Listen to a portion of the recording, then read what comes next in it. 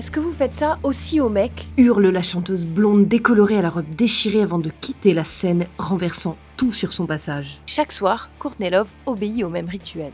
Elle fonce droit sur la foule, se jetant comme un piquet dans la marée humaine où, les yeux grands ouverts, raide comme une automate, elle va se laisser balloter, renverser dans tous les sens comme une poupée de chiffon, tandis que des dizaines de mains vont agripper et fouiller son corps, mettre en pièces ses vêtements, tirer ses cheveux. Crie-t-elle une fois remontée sur scène, électrifiée de rage. On dirait un exorcisme. Et bien justement, c'en est un. Actrice et musicienne, Courtney Love vient d'inaugurer malgré elle une nouvelle page de sa carrière, femme la plus détestée d'Amérique. Cette année a été la pire de sa vie. 4 mois avant le début de la tournée, son compagnon Kurt Cobain s'est enlevé la vie, la laissant seule avec leur fille. Et comme si ce n'était pas assez, on commence à l'accuser d'avoir orchestré sa disparition, ainsi que celle de sa bassiste, Kirsten Pfaff, qui a succombé 2 mois plus tard à une surdose d'héroïne. Et au milieu de tout ça, son groupe Hole a sorti son second album, le plus abouti, son chef-d'œuvre au titre prémonitoire, Live Through This, survivra ça. Bien sûr, on l'accusera de ne pas l'avoir écrit elle-même. Août 1994, Courtney Love s'apprête à se lancer dans une gigantesque tournée comme on se tient au bord d'un précipice.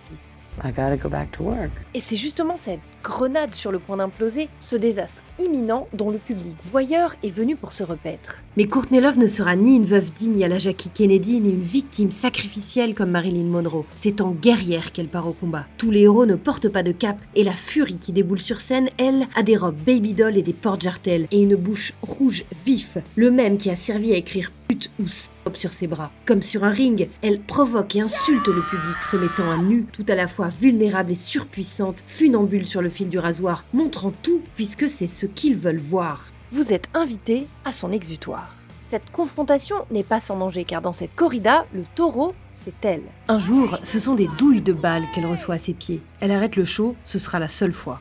Pourquoi je vous raconte tout ça ? Ce n'est pas l'histoire de l'art, si ? Et bien justement, en utilisant son corps et l'hostilité du public comme matière, Courtney Love crée quelque chose qui se rapproche plus de la performance artistique que du simple show. Sa colère débordante n'est pas seulement la sienne, elle purge quelque chose de plus ancien, une rage féminine ancestrale à laquelle elle propose une catharsis de tragédie antique. Le nom de son groupe, Hole, renvoie d'ailleurs au trou qui traverse Médée chez Euripide. Mais c'est aussi celui auquel toute artiste femme sera ramenée, et d'ailleurs toute femme tout court. Lorsqu'elle demande au public qui vient de déchirer sa robe s'il aurait fait la même chose à des musiciens masculins, elle le met face à son double standard et sa violence. Est-ce qu'elle l'a cherché ? Interrogera-t-elle dans sa chanson Asking for It, écrite après son premier stage dive, qui la voit être violée, figurativement et littéralement, et pourtant souriante derrière le mascara qui coule, comme la reine de beauté sur la couverture de son album. Est-ce qu'elle l'a vraiment cherché, dit-elle, en retournant la question vers les agresseurs et vers la société ?